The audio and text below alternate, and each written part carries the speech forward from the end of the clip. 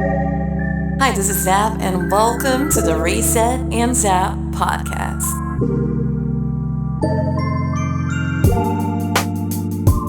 I just need a reset.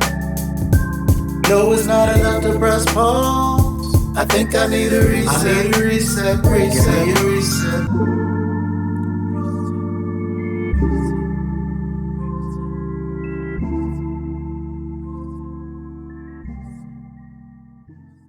Welcome to the Reset and Zap podcast. I am your host, Zap, and with me is my co-host, TJ, who I'll be discussing with some topics that are of utmost importance, but also fun.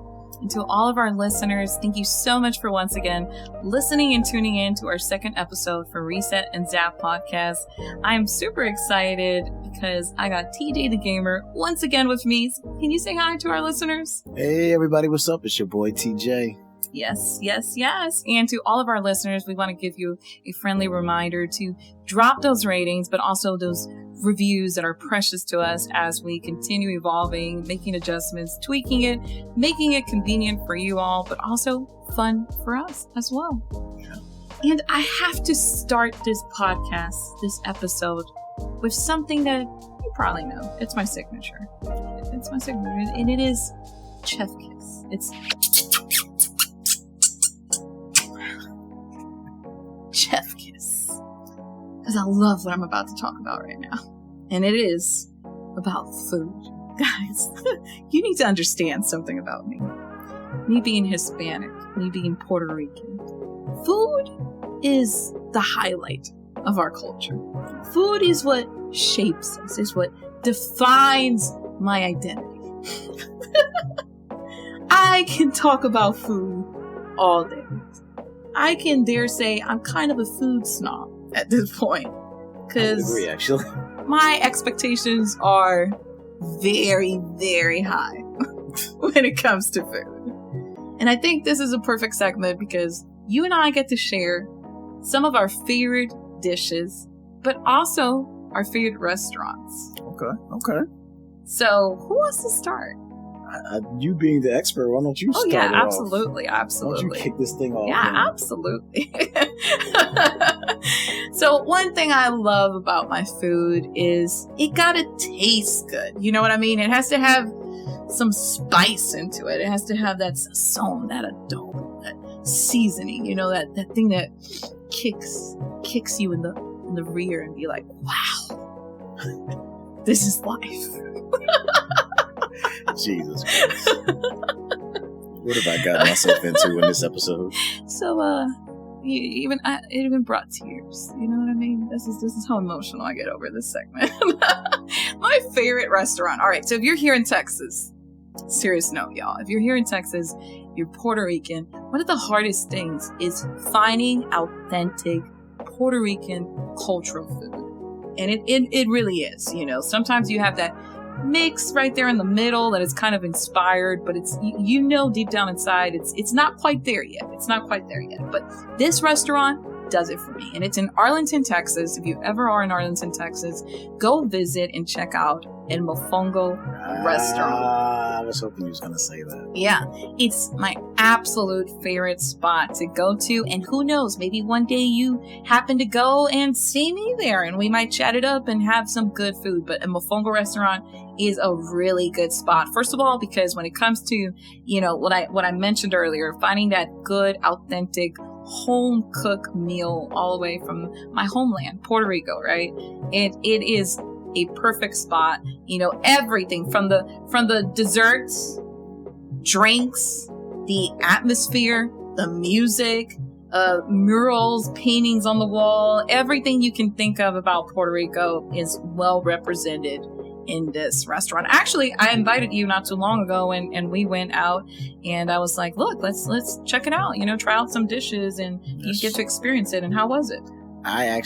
When you was talking about the restaurant, I was like, I hope she's talking about Mofongo, because this, like, before, I've never really had like Puerto Rican cuisine, and this was like my first experience with it, and I must say I was very impressed. Like, it was so good, and for me, it's what makes a meal good for me is a combination of things that's actually kind of outside the food. Like the atmosphere, the service, the smells. Like that's kind of what sets me up for like, all right, I know I'm about to get something good. Yeah. And as soon as you walk through that door, everybody's so kind and friendly, and you get that island feel. Like you feel like you just stepped into Puerto Rico for a minute. And the smell, like you walk in and you smell that food, and it's like, okay, I don't know what that is, but it smells good, and I want it. And just like the atmosphere was all together. So it's like as soon as you walk into this restaurant, you already know you're in for a good time. So when I walked into this place, I was like, okay, all right, this is about to be something special. And it was. Do you have a favorite dish? It was I'm not good with the names. It's I know it's the mofongo, but it's one that had the beef in it. Oh, like a trifongo? Yeah. Yeah. I think that's what I got because we've been several times at this point. Yes. I think that's what I got the first time I went there. And it was so good. Plus I got you hooked on a drink. Yes, you did. Yeah. See if you remember what's the name of this drink. I can't remember the name. I know it's in the red can. The red can that's like called Cola Champagne. Yeah, there you go. Yeah. Like is that like a Puerto Rican thing? Like it is a Puerto Rican drink. Yeah, definitely, because it's kind of like a soda pop, if you however you call it, a fizz, whatever you guys call it in your place. But it's basically a soda, kind of like a cola, but it has a little sweetness to it, a nice little touch that just because I've never even heard of such a thing until. Yeah. We went there, and he's like, just try it. And I tried. I was like, okay, this is really good. My go-to is a good malta. Oh, yeah. I actually enjoy those, too. Yeah. And then for dessert, of course, we had flan. Yes. And you absolutely fell in love with this dessert. I love flan. So good. Another one of my favorite spots, talking about restaurants, again, if you're over here in Texas, you have to check it out, is a bakery that we went to, I think like 2 or 3 times. It's called La Patriota. Oh, yeah. Yeah, so if you want a good Puerto Rican sandwich, that is the place to go. Not only for their food, but also it's just once again, the environment, the atmosphere. It's all about the details. Oh, yeah. You know? Every time. That's what gets me every time. Customer service. It's like you said, it's like almost like you're in Puerto Rico for a moment. But, you know, even the things they sell, like that's one of the biggest things that does it for me when I go to restaurants, is being able to not only eat there, but take something with me. And usually at these places, they sell stuff that you can only find if you were in Puerto Rico. It's kind of hard to find it at a regular supermarket. So different unique pastries, you know, detergent, cleaning products that are certain brands that we can only find in Puerto Rico. You get the opportunity of taking something home with you that reminds you of this beautiful island called Puerto Rico. Yeah. All right, now I have one, but I can't remember the name of it, so you're going to have to help me. Okay. We went there a while back, and we went there for a Philly cheesesteak. Oh, it's the in Arlington, right? Yes. Arlington, Texas. Yes. The Fred Philly cheesesteak? Yes. Yes. See, for those of you who don't know, I'm an East Coast boy. Mm-hmm. Right? My family is from New York. You know what I'm saying? I'm from Virginia, but my family's from New York, the Jersey area. Like we some East Coasters out here. Mm-hmm. And one of the things I used to really enjoy about going to New York is I'm going to go get me a Philly cheesesteak, and it's going to be good. I mean, you're not from the East Coast if you don't know what this is. Oh, yeah, for sure. Yeah. And since I was here, she was like, there's this place here that makes Philly cheesesteaks just like the East Coast. And I'm like, I'm a little skeptical. Because a lot of people say that, but then it'd be trash. So I'm like, all right, I'll try it. You know, I'll try it out to see what it is. But these people are definitely East Coasters for sure. Yeah, they're from Phillies. Because this was definitely an authentic Philly cheesesteak. And shout out to them. Yeah, it's the only place I think if I wanted a Philly cheesesteak, we're going to have to make that drive. Yeah. Because nothing else is going to do. It is worth the drive. Yeah, like nothing else is going to do. Like if I want a Philly cheesesteak, hey baby, get ready. We could be taking a ride. Yeah. Because this is the spot I'm going to. I think we've become regulars because they know who we are at this point. Oh, yeah, we already get the feeling. Yeah, go ahead. Same old, same old. Yeah, I got you. You already know what time it is. Yeah. Cool. It's so good. Even the fries. The fries are so well cooked. They're seasoned well. Their drinks are good as well. Everything about it. And it's just that warm feeling, that just feeling like you're part of a family. You can just sit down, relax, have a good meal, and then come back home feeling re-energized and ready to conquer the world. It's just a really good spot. So if you ever go to Arlington, Texas, I'm telling you, they have a lot of good spots to eat, actually. For sure. I think they're known for their restaurants. So anything I would say, Arlington is a great spot to get some really good food. I can go on and on, guys, because like I said, I love food. Yeah, this episode's making me hungry. This is really good. But you know what? We have to jump now into the most important segment. The one I enjoy the most. And it's, of course, our reset time. Let's go. Time for a reset. Today's topic is catering gaming in a very special way. Because we're going to talk about, my God, are we living in the golden age when it comes to gaming? Oh, yeah. Yeah.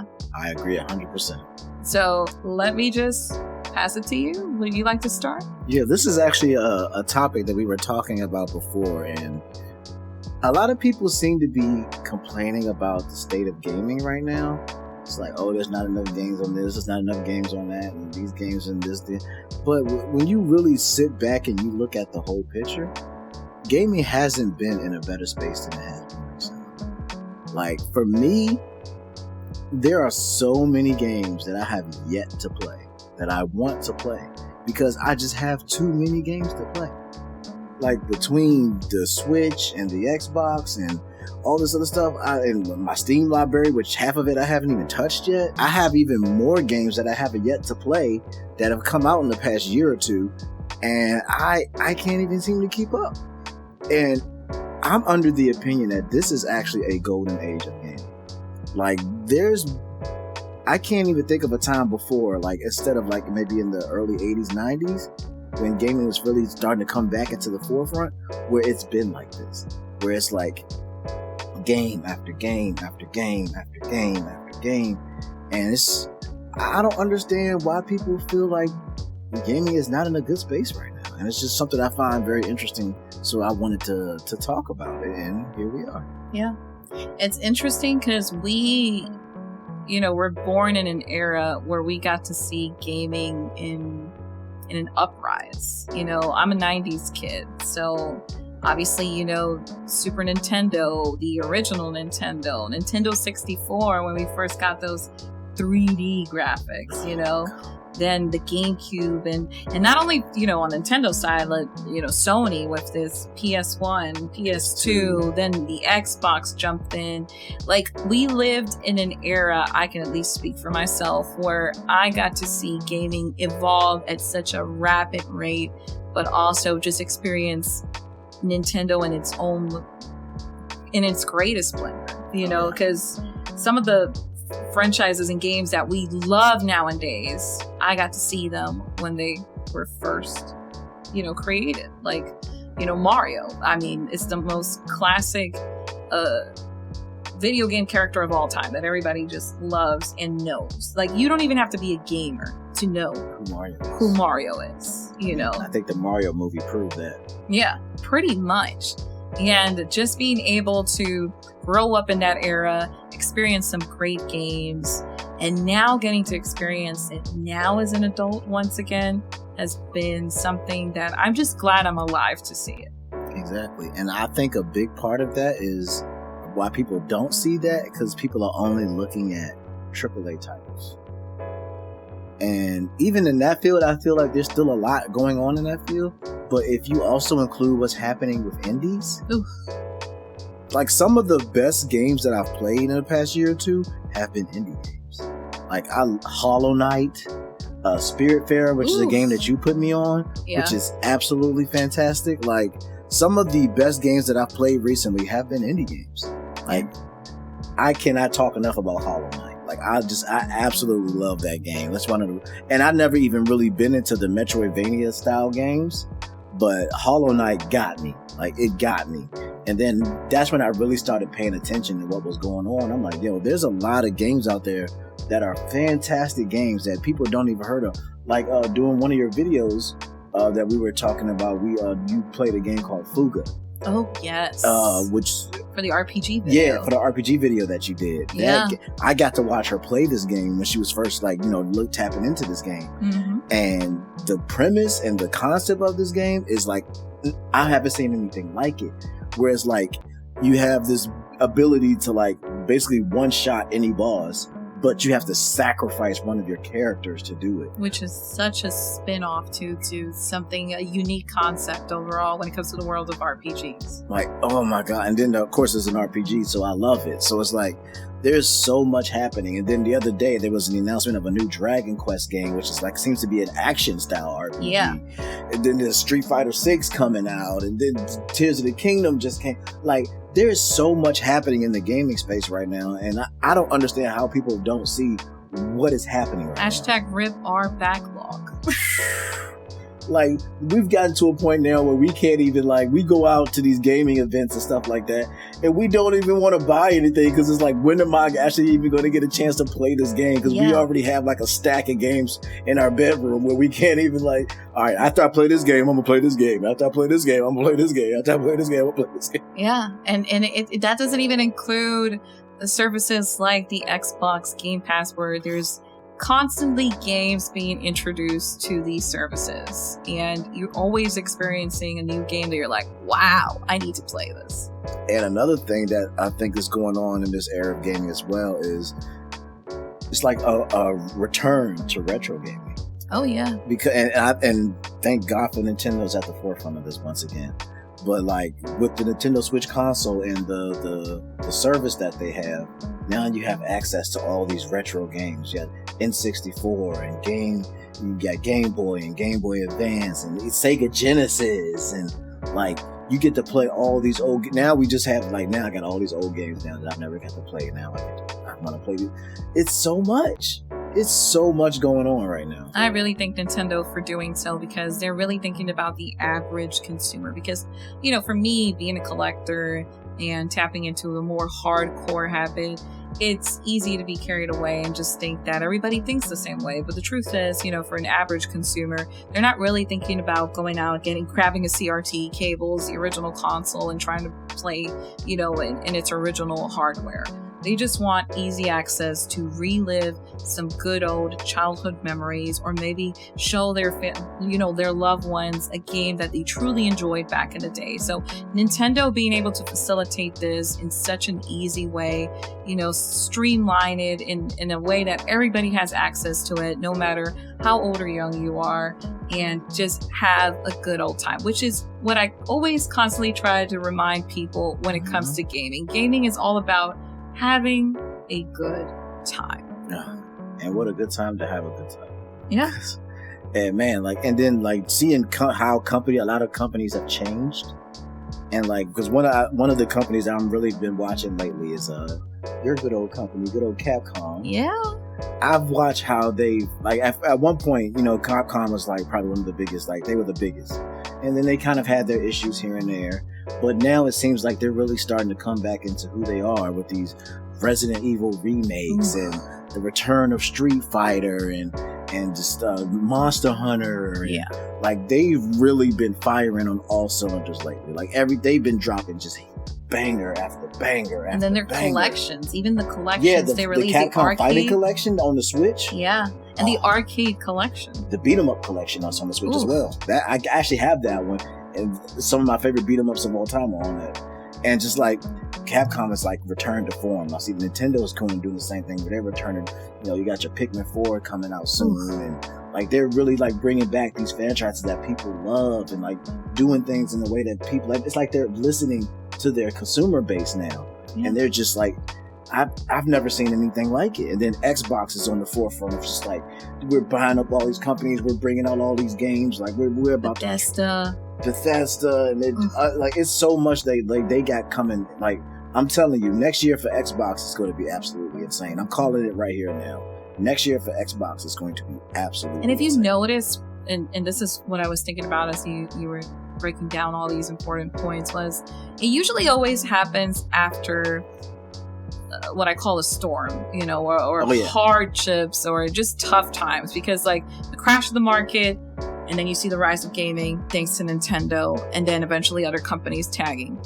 Now it was like COVID, and now after COVID, you're bombarded, like bam, bam, bam, one after another. All these like great titles, great games, and like creativity at its finest of all these companies, and bringing the best of the best now in 2023 and so forth, And like you said, the indie scene just coming and my God, just releasing some really unique concepts, unique gameplay, and just a different take that sometimes AAA games cannot offer. Yeah. And I really do enjoy these games. Like you mentioned earlier, Spiritfarer, Unpacking, another great title, Young Souls that we actually... Oh yeah, that game is good.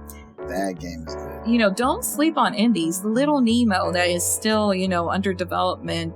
But it's just amazing to see how Nintendo has also been very supportive of the indie scene. Oh yeah. And letting developers bring in and, pitch their ideas, pitch their games to their audience, and just cater appropriately to a generation that will truly know how to appreciate just gaming in general. And I want to give a big shout out to Shovel Knight too, because I feel like after the success of Shovel Knight, that's when the indie scene really, really started to blow. Because like, I don't think anybody expected Shovel Knight to come out and be as big as it was, and I think that's what gave other companies like, hey, you don't have to be a AAA company to like have a very, very successful game, because like that game ended up getting DLCs and spin-offs, and then Shovel Knight ends up in Smash Brothers, and like it ends up getting all these cameos and all these other big titles. Like it really showed people what an indie could really do. And now the lines between indie and AAA are kind of starting to blur now, because it's like at this point, is Shovel Knight really an indie game at this point? Because it's as big as some of the other biggest games out there right now. So it's like now it's just man, it's amazing to see what's happening. Well, let me give you this example. For example, two simple games that if I mention it right now, everybody knows, and they're indie. It's Stardew Valley. Yeah. This game has been still treated with love and constantly tweaked and constantly updated, and people still love it till this day. Technically an indie. Another game is Little Nightmares. Little Nightmares just made a name for its own, and everybody knows. Bendy and the Ink Machine. It's so crazy you just said that, because I was just thinking about it. I was going to ask, is that an indie game? Yes, it is. Yes, it is. It is. And it's incredible. Something as simple as 5 Nights at Freddy's. Yeah. So, I mean, now it's, it's been purchased by, another studio and but stuff. But it started off, It was an indie game. Indie game. Because, like, Bendy and the Ink Machine, to me, is, like, kind of borderline in a way to me. Yeah. Because it's like, I mean, technically, yes, it is an indie, but that game was huge. From where it started to where it is now. Getting sequels and spin-offs and all that kind of stuff, too. So it's like, is it really indie? Merch and everything. It's pretty much created a name of its own and redefined, in a way, the survival horror scene, too. It really did. By doing its own thing. So it just goes to show that we're really living in an era where there's so many titles. Like, half of the games I purchase nowadays, I don't even have time to sit down and play them, even though I want to play them. Another game that really stood out is Cult of the Lamb. Oh, yes. Yeah. I absolutely love Cult of the Lamb. Oh my goodness, that's such a good game. Yeah. So if you step outside of just AAA games, the first party games, there are so many good games out there that it's kind of ridiculous in a way to say that we're not living in a golden era. It really is. And like, just developers taking even the AAA games. Developers are finding ways to take those games to the next level. Yeah. Like when they did Breath of the Wild with Zelda, they changed it into an open world action RPG now. And like what they did with Smash Brothers, where it's just like, oh, we're just gonna everything that everybody wants, we're gonna put it in this one game. Everybody's here, all the stages, all the music, all the characters, everything. Like, you can't even complain because we put everything in the game. We put freaking Sora in the game. Like, we put Banjo-Kazooie. We don't care. We put Solid Snake in here. I don't care. I'm like, honestly, that's the one thing about Smash Brothers. I'm like, what in the world? This got to be the last game. Because what are they going to do next? We're going to put Goku in the game now. We're going to put Goku in Smash Brothers. We're going to do anime now. We're going to put anime characters in there. We're going to get All Might in here. Tanjiro. Let's go. It's incredible, the era we're living in. And I'm just thankful for being able to talk with other developers, be a part of their projects, and seeing them succeed, and just seeing people excited for their babies, for their creations, and from where they started to where they are right now. It's just really exciting times to be a gamer. It really is. And I'm so happy to be a gamer in this era right now, because there's just so much to dive into, and I can't wait for what's to come. I think that the pinnacle, what made it what's the pinnacle of gaming right now, and really showed us that this is the golden age, is being able to watch a movie after so many years, going to the theaters and watching a Mario movie. Like, when did you ever think we were gonna go and sit down and watch a Mario movie? Hell, shoot. When did we ever think that Nintendo was going to open an amusement park? Yeah, like that's how serious it's gotten now. There is a Nintendo theme park. Yes. That's how serious things have gotten now. Like, I never thought, if somebody would have told me back in my day, it would be like, hey, Nintendo's going to open its own theme park, I would be like, you're crazy. What sort of rubbish is this nonsense you're talking about? But now we can actually go and be kids and just live our childhood dreams. And then going back to what you said about the Mario movie, like, the last time I checked, the numbers have probably gone up since then, but it was number 2 as the biggest animated film of all time. Like, the second biggest animated film of all time was the Super Mario movie. Yeah. Like, and they've already hinted at we ain't done yet. Like, we got more to come. And like, it's just, doors are opening for gaming that I haven't seen before. Like, it's like you said, theme parks and movies and merchandise, and like, what gaming is doing at this point is like bigger than I think gaming has ever been. Yeah. It just makes you wonder, what else can they do? I'm so excited to see what is to come for the future of gaming.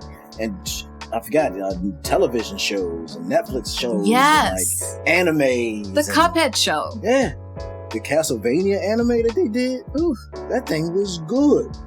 Like, they're doing live action. Like, I mean, like, they're going, like, gaming has reached a level of mainstreamdom that I've never really seen before.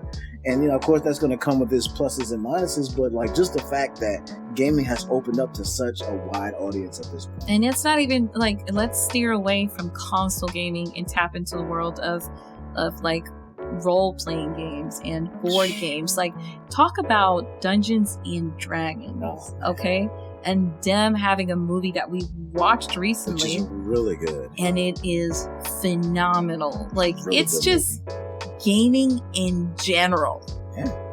So no matter if you are a Dungeon and, Dragons fan, you even have a movie for it where now this is cool. Yeah. Whoever thought that tabletop gaming would get a movie? Yeah. Because back in the day, that wasn't really, you played Dungeons. It wasn't as popular. It wasn't a thing. Even in the field of gaming, people didn't even consider, some people wouldn't even consider that gaming at one point. Mm-hmm. But now it's gotten to a point where it's getting movies. Yeah. And good ones. Because we watched it shortly after the Mario movie.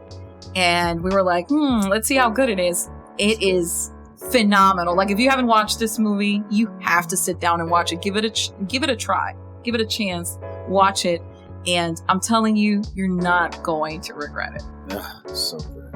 And it's so crazy that we're in this era now where these things are even possible. Yeah. Yeah. We definitely live in a great era. And now, it's now time to move into a very special segment. And this segment, I like to call it Under the Spotlight. Under the Spotlight because for the very first time, I've never done this before. And you probably have never done it. We're going to share, as content creators and as an artist, our origin story. Who we are. Where did we come from? How did this all start? So, I don't know. Who wants to start? You or me? I guess I'll kick it off.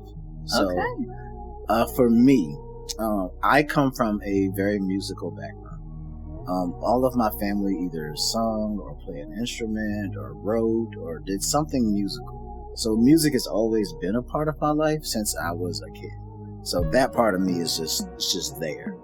And as far as gaming, I've been a gamer since the original Nintendo. I remember my mom went to a yard sale one day and found this gaming console, and she brought it home to me, and it was an NES, and it had one game. It was the Mario Brothers Duck Hunt dual cartridge. Yeah, that was the first game that I ever owned of my own. And yeah, that's where my whole gaming thing kind of started. So from there, of course, I became a big Nintendo fan, Super Nintendo, N64. And so music and gaming has always kind of been a part of my life. And being a musical person, when I played these games, I would, of course, pay attention to the music. So some of these songs became so iconic to my childhood. So when I, later on in life, when I was trying to decide what I wanted to do with my channel, I was like, well, maybe I should do something with music because I'm a music person. But I also love gaming, and I kind of want to get in the gaming field, but I don't necessarily want to be like a gaming content creator. So I just decided that maybe I could just combine my love of music and gaming and create that into something special. And that's when I started doing the remixes of video game music. And then, of course, that evolved into me creating original music around gaming themes. And that kind of built me up to where I am now. So it's just like, it was literally just me taking two things that I really love and just putting them together. And as far as like the name of my channel, I think that's pretty obvious. I am probably one of the biggest Zelda fans on the planet. And so like Master Sword music, Master Sword was one of my favorite, it's the most iconic weapon in the Zelda series. And music, I just kind of put that in there, Master Sword music. I can't say the name was super creative, but it became what it is.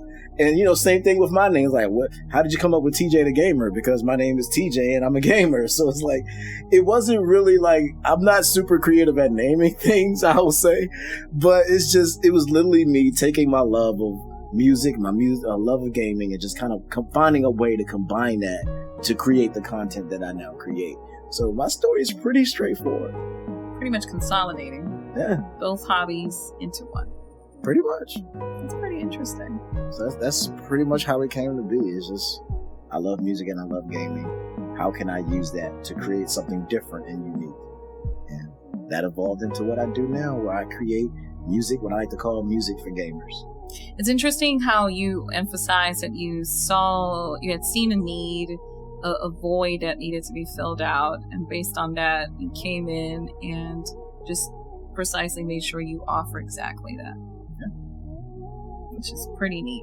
So kudos, because actually I don't see many channels that, do specifically video game music and original. Because, just like we were talking about earlier about how now there's movies for gamers, and now there's TV shows for gamers, and now there's comic book for gamers, and there's all these other things for gamers. Why not music? Exactly. Oh, it's very well said. It's true. If you think about it, why not? Just make sure you offer a product for that audience. Yeah. For me, it kind of started for, as many of you may or may not know, I come from a family of hardcore gamers. My mom's a gamer, my dad's a gamer, my brother's a gamer, I'm a gamer. And yeah, so even before we were brought into the world, my dad and my mom always have been gamers by heart. Like, my dad's a Sony fanboy. Sorry, Dad, I kind of had to bring it up. And my mom's on the Nintendo side, and she's all about Nintendo and family-friendly content, And we associate gaming with good quality time, family time, bonding time. And it's like one of my best memories and childhood memories overall have stemmed from gaming. You know, the reason why I love so much Miss Pac-Man is the times I would go and visit the arcade with my dad, or, you know, the time when my dad brought my first Miss Pac-Man cartridge, you know, and sat down with me and showed me that gaming wasn't necessarily meant just for boys, that girls too can enjoy gaming. And when I got to play as a female character for the very first time in Super Mario Bros. 2, where I got to play as Peach, the first female video game character that I can play as, besides Miss Pac-Man, it was really exciting times. I was like, yeah, I can be a gamer too. I can enjoy games. It's not just for boys, you know, because in reality, I didn't really like playing much with Barbies. I rather prefer playing with Hot Wheels and my brother's toys. So being able to play and sit down and, you know, sometimes it was a hard game and you would pass the controller back and forth to see, you know, if you can eventually beat a game. And I'm like, oh, I'm stuck. Baby brother, I need you. Come and save me. Oh, you passed the part? Okay, give me back the controller. I'll continue playing, you know? You know where I'm going with this. Oh, yeah. To Nintendo 64, where we had like great Mario Party sessions where all of us would play, you know, a family night in front of the TV, popcorn, snacks, and just have a good old time, you know? And as I became an adult, you know, and had my own kid, there came a point that when YouTube came into the scene, I had seen a void. I had seen a void of, there's not really family-friendly content. You know, content right out there that, as a parent, you know, you would sit and watch and your kid gets to enjoy it, but you also can enjoy it as an adult. And that's where I came in. I wanted to fill in this space by offering family-friendly content. You know, during that time I was raising 3 girls. I had my boy. We basically had a baseball team at home. And I'm like, listen, y'all, we're all going to pitch in. We're all going to pitch in. We're going to do fun family activities. We're going to film it. And these are the videos we're putting on my channel. So if anybody comes in and watches it, it'd be like, oh, that's a pretty dope family. They love gaming. They play games. That's pretty cool. It all started that way. Later on, eventually, you know, the girls left. Jaid was doing his own thing. And I kind of felt like I had lost myself along the way. And I went through this deep rebranding phase where I was trying to figure out, what does Zap want to do? Instead of, what does my family want to do? Mm-hmm. You know? And at first I was like, oh, you know, 90s nostalgia. I want to talk and share stories about my childhood memories. And I want to go and recover items I had back in the day, you know, that I just really, really, really, really want. Until eventually that content wasn't doing very well. You know, people got to see me and enjoy the stories, but it was, how can I put it? It was so niche. Yeah. That it was hard to be discovered, if that makes sense. Yeah. And I was, deep down inside, I was really scared during those times because I was like, oof, I'm a female content creator. I really deep down inside want to talk about gaming, but there wasn't really a lot of female content creators talking about, hey, I enjoy gaming. I'm a gamer, you know? Mm-hmm. It was kind of obscure. It was predominantly, you know, dominated by men. And, you know, coming out as a female gamer was very rare. Yeah. So for the longest time, I kind of just kept it away, didn't want to reveal it, and just hold on to that 90s nostalgia. Until eventually I was talking with someone and we were having, you know, a nice cup of coffee, and she told me these words, and they have changed me ever since. And she was like, you're holding back something very important. She's like, you're holding back the gift of you to the world. She was like, why don't you just gift yourself to the world? And when she told me that, I was like, wow, you know what? That is true. Me not revealing this side of my life is pretty much holding back from who I truly am. And that's when it all clicked, and I completely just transformed my content, reshaped it, rebranded, everything you can think of. And I made that very first video in front of my collection. I was like, I don't know how this is going to go, but I'm going to reveal for the very first time that I am a female gaming content creator and I love gaming. And to my surprise, it was very well accepted. I started with, what was that first video when I revealed it? Was my Miss Pac-Man collection. Oh. Remember that video? Yes. I did not realize that was the first. That was the very first video when I opened up and I revealed to the world that I was into gaming. Wow. That makes so much sense now. Yeah. Because I was like, how do I present this in a way that people understand I truly am passionate about something? I was like, well, what is something that is easy for me to talk about? This Pac-Man. And it's funny because if you ask people that are like my OG followers from back in the day that know me, you'll ask them, what do you know Zap for? What does Zap like? Miss Pac-Man. Everybody was like, she loves Miss Pac-Man.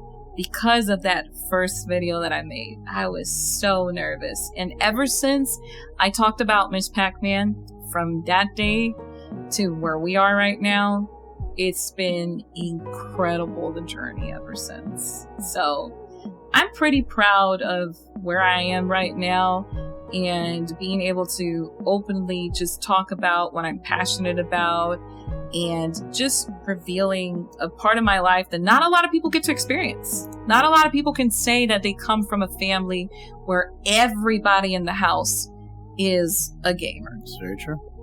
Yeah.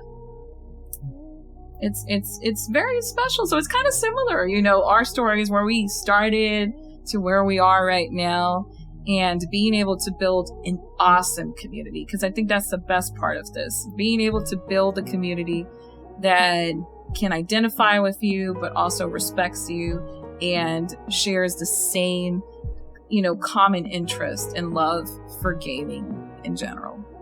I agree 100%. I love how I've grown and the place I've gotten to now. And I'm looking forward to the future and what's to come. So I've got to meet a lot of wonderful people on this journey. And, that's actually how I met you. Yeah. Fun fact, that's how this wasn't planned at all, actually. Yeah. We will share this for another episode, but yeah, it'll be a pretty interesting discussion of how we met. Yeah. Yeah. Which goes now to the question of where do you see yourself in the next, let's start small. Let's start in the next 1 or 2 years in this journey. Where do you see yourself? Where do you aspire to be? What are some of the milestones or the goals that you have planned that you want to reach? Well, at a very base level, I just want to see my channel continue to grow. But if I had to say one of my biggest dreams and biggest goals is to be able to perform my music live. Ooh, yeah. I want to be on stage and I want to play my music and I want to perform in front of a crowd of gamers and just let them enjoy my music there live. That is the ultimate goal for me. So we're going to put those words into existence. Yeah, we're going to put it out there. You hear this? You hear that, cons? I do music and I will perform. Yeah. Starting from today, let's mark the day of today when we said this. Let's see if a year or 2 years later we can go back and listen to this and be like, wow, this actually happened. We did it. Yeah, we did it. Yeah, that's the dream. That's the dream. For me, one of my dreams, and this is like my ultimate goal in the next year or two, is one, continue experimenting and just having fun with my content. Like, I want to go back to the times which I kind of miss from my 90s nostalgia videos, where I won't say that I was winging it, because I really wasn't, but it was that pure innocence and fun of, I'm creating a video, going back to that time where it was no pressure whatsoever, just having fun, talking about whatever I was talking about during that period of time. I want to always remind myself the why I do this, but ultimately I would love to continue, networking with companies like right now, with Capcom, other developers, other companies where I can kind of be their ambassador in a way, promote their products, be a part of that creative process of whatever projects they have on the horizon, whatever games they have on the horizon, just be able to support them in any way I want outside of content creation. I really want to get into the corporate world and be in the world of, this is what Nintendo looks like, creating a game, that behind the process, behind the scenes, but also I would love the opportunity. This is like one of my biggest dreams, which, without saying name, if you're listening to this podcast, I'm pitching in, my idea for this. I would love to host live a video game event. Like, I want to be part of an event representing my brand in all its splendor and glory, be one of the first female Hispanic content creators out there, just showcasing, opening an event, opening a show, and being part of video game history and seeing it come true just before my eyes. Like, I know that day I might be I will be nervous. Yeah, you will. I'm going to be shaking, probably crying and having to redo my makeup again, because that's the thing with me. I'm really emotional, especially if I'm seeing a dream come true. Oh, yeah. And probably forgetting half of the stuff I'm going to say live and having to write it all on a sticky note so I don't forget. But I want to live that dream, that if I can sit down later on and watch myself and show it to my kids and be like, hey, anybody who's aspiring to jump into this world, into this space, I want you to know that it is possible and you can do it regardless of your ethnicity, regardless of your cultural background, regardless of, whatever you may be going through in life, young, old, I don't know, however you want to put it, it is possible. And I want to set myself as an example and as a reason to just motivate them to reach their dreams, because dreams do come true. Yes, they do. True. You know what's another dream that did come true? Being able to create this podcast, the Reset and Zap podcast. Let's go. So being able to talk to each and every one of you guys and actually have you guys tuning in and watching me, listening and being a part of this conversation, this discussion is a dream come true. So I want to thank you guys and remind you that I do not take it for granted. I'm super grateful for this opportunity of being able to be my true self in front of you guys and just talk about life and other things that sometimes on my Mage channel, I just don't have the opportunity of doing so. So thank you for being a part of this episode, TJ. Hey. I appreciate it. I feel like this has been a great discussion. Yes, it has. From both ends. Enjoy it. Yeah, anything you want to add to this? No, I think I'm good. So I guess we'll leave it to you, the listener. Remember to check our show notes so you can see a recap of what this episode is about. But if you want to comment below and be a part of the conversation, do not hesitate in doing so. But also don't forget to leave reviews as well as ratings to let us know how are we doing and what can we do to make this even better. As always, I want to remind you to reset and zap for the weekend. Thanks for listening.